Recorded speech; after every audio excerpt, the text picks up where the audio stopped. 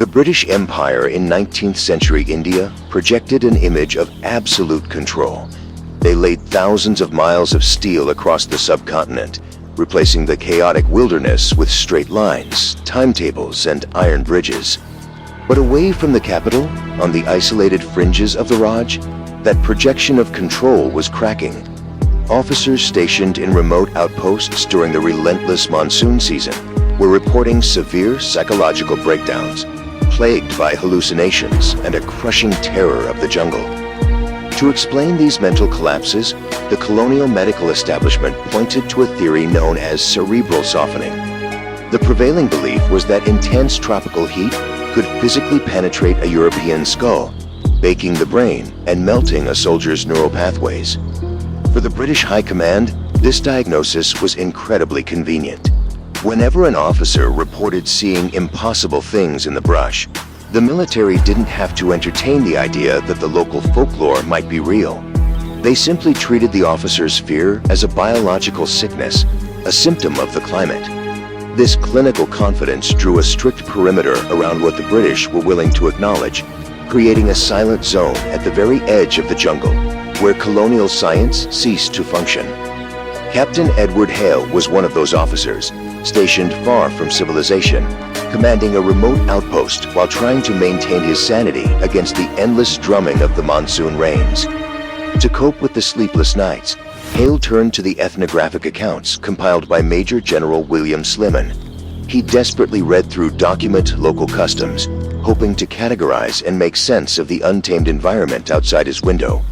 In those pages, he found disturbing references to the Panther people. According to Central Indian folklore, certain individuals possessed the ability to consume a specific mysterious root that allowed them to shapeshift into apex predators. Trained in the strict empirical science of the Enlightenment, Hale quickly dismissed these accounts. To him, they were nothing more than local superstitions, the exact kind of irrational thinking British Empire was there to cure. But Hale's Rails worldview began to fracture when he noticed his lead tracker, Bhima, behaving strangely. As the seasonal storms reached their absolute peak, Bhima grew increasingly restless, pacing the compound with a sudden, unnerving energy. Haley stood between two equally terrifying possibilities. His brain was physically failing him, or the folklore he had dismissed was the only accurate map of the territory he had left. The breaking point came on a sweltering, airless night. The heavy, rhythmic pounding of the torrential rain against the wood of his quarters pushed Hale's paranoia to its absolute limit. Unable to sleep, Hale watched from his window as Bhima silently slipped past the sleeping compound guards and disappeared deep into the pitch-black tree line.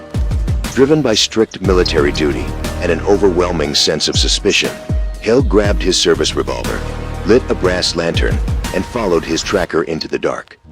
The moment he stepped past the compound walls, Hale left the jurisdiction of the British Empire. He crossed into an environment where his rank, his uniform, and his rational laws meant absolutely nothing. Stepping into the deep brush stripped away his scientist armor. The ultimate rationalist was now forced to confront the natural world strictly on its own terms.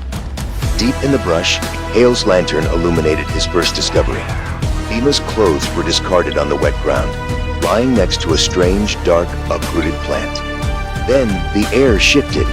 A deep, guttural growl vibrated through Hale's chest as a massive Bengal tiger stepped out from the shadows. The animal did not lunge or bare its teeth. Instead, it locked eyes with Hale, projecting a horrifying, undeniable human intelligence that froze the officer in his tracks. The massive beast held a thick, pale root between its jaws. Slowly, deliberately, it crushed the fibrous plant. What followed defied every biological law Hale knew. A sickening sequence of snapping bones and violently shifting muscle rippled beneath the tiger's fur. The sheer impossibility of the anatomical transformation overwhelmed him, and he dropped his lantern into the mud in sheer panic. When the lantern's light was restored, the tiger was gone, and a naked, gasping Bhima lay in the mud, a living contradiction to every anatomical law Hale had ever been taught.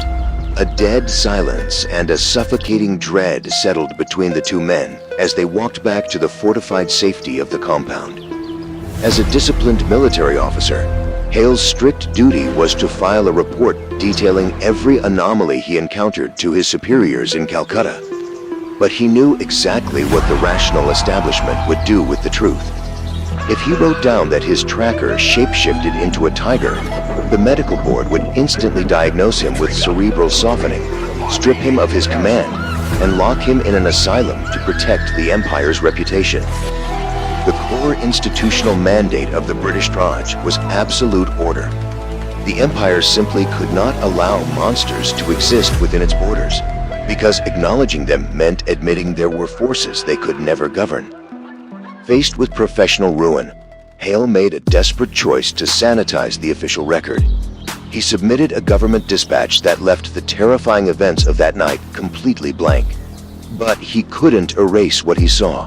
He recorded the raw, terrifying reality, locked safely away within the pages of his personal, private diary. The suppressed records of the Raj remain buried in these private journals, where the anomalies of the frontier still exist, long after the official archives were scrubbed clean.